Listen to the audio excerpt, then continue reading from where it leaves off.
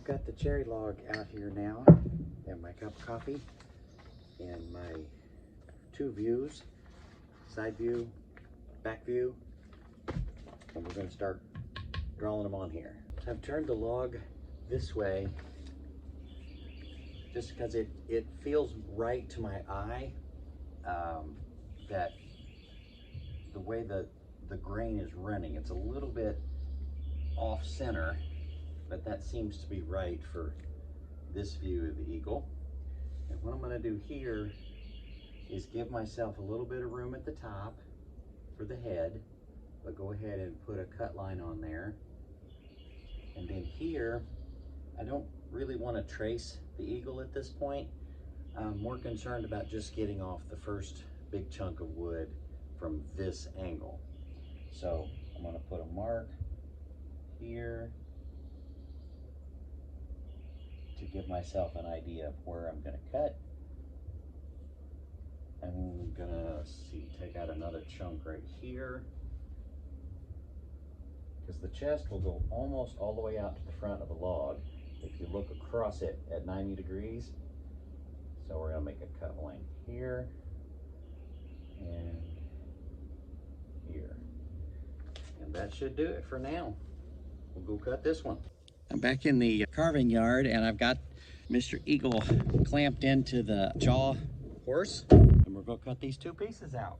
Once I get them cut out, then we'll go for the other side. We'll put up the other image and cut from the other direction.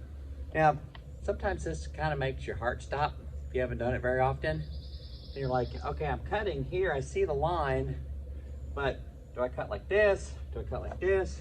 Like, how do I follow this line? You have to imagine that this line is a plane, two-dimensional plane that runs all the way through the log. So your saw is going to trace that entire plane.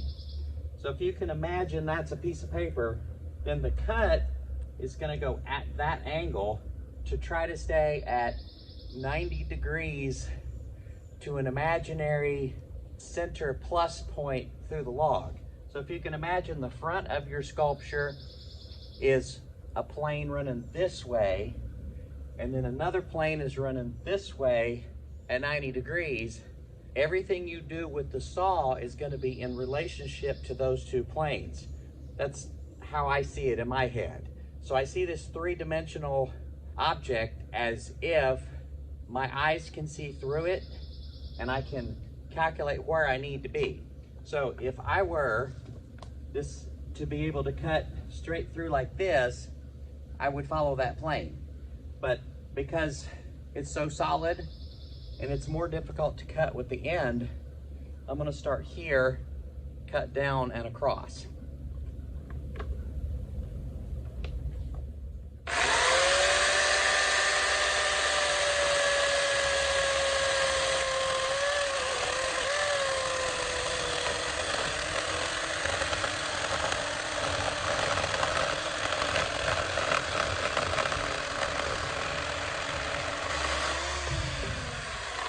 So bring this up close here so you can see the symmetricalness of it.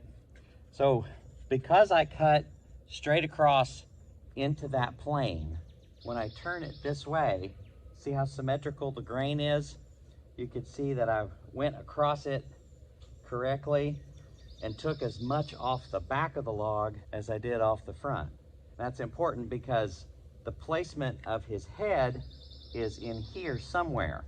It's going to be in this path, but the top of his head is going to sit a little further on his body.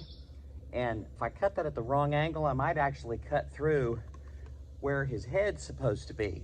So for now, on this first cut, we just whack that piece off evenly all the way across.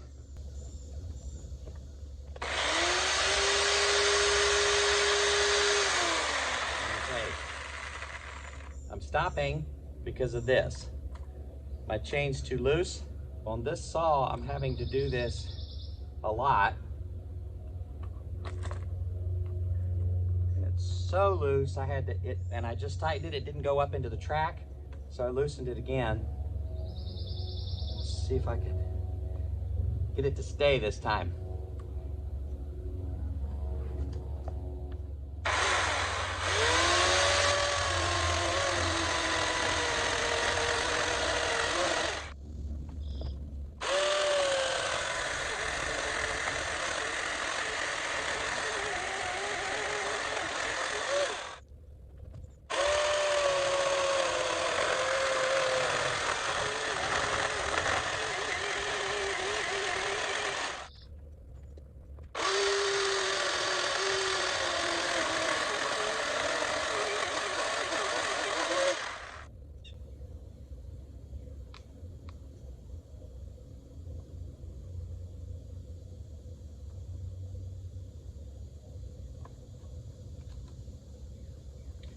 Got to put some more oil in it.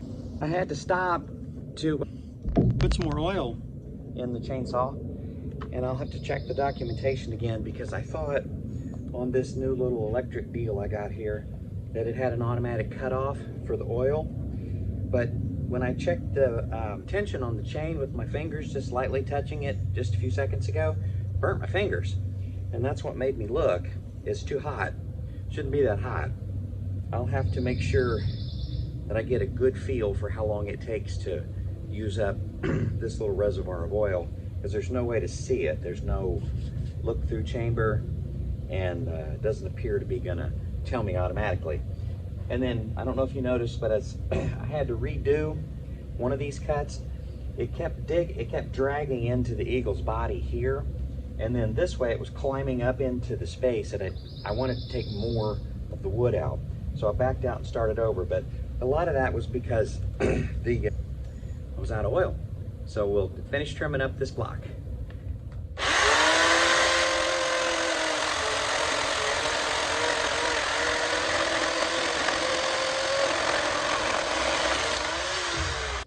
There we go. Try it again to get as symmetrical as possible so that as I'm cutting it completely through at exactly the same pattern as is drawn on the front. Now I'm going to rotate it this way, and I'm going to cut some lines on it for the back, and then we'll cut again. Hello. How's everybody doing out there? Hey, let's get him carved. Now, I have to be sure to do this at 90 degrees. So if I lay it up here, it's going to be too short because some of the height is going to disappear in the curve. So I have to hold it out like this and then get down and look across the top of it as if I were surveying land, and I'm looking at a straight line, and hold him still right there, and that'll tell me where the bottom is. Then I can find my cut lines here. Ooh, the dust from those cherry chips is really bothering me today. He's also gonna need to have this triangle taken out, but it's a little too thick. So I can actually cut this all the way down so, and then come in down here to the tail. And I'm not gonna get too energetic here on this part because I don't want to mess up and take out his beak at this point just yet, but I will take that little piece out. And then over here, again, looking back across it at 90 degrees, if I were to push it back, it'd be in a different place. So I have to hold it out here. And then, same thing here. We want to take a wedge out here. Let's remove some of that. And I'm gonna go get a dust mask. All right, got the dust mask.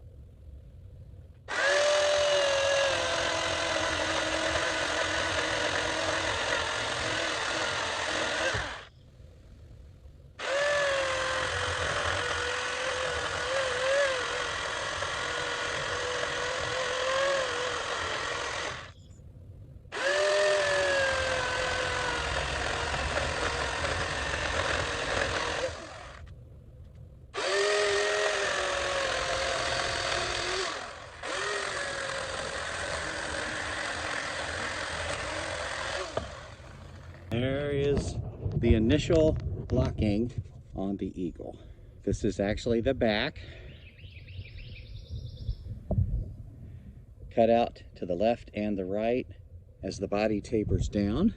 This is looking at it from the side, leaving a lot of room for the chest, cutting down into where the talons will go. The next step will be to put the art back up there and draw in the lines again and see what needs to be tapered off with the chainsaw. I'll be able to round actually all of this. Everything I'll be able to cut off the edges like this, because there isn't anything square on the bird. And I may go get the new spark plug. The reason I'm using that Maxlander today is my spark plug is fouled on my gas. So, but I'm gonna put some markings on here and trim it up a little bit more. And it'll be more of look at the art and feel my way through. Look at the art, shave a little bit. Look at the art, shave a little bit. There won't be as much definitive cutting this point forward. We've taken off the big chunks that we can say, yep, that's not bird. And now I like to take off little bits of the carving as I go now, because there's much more risk.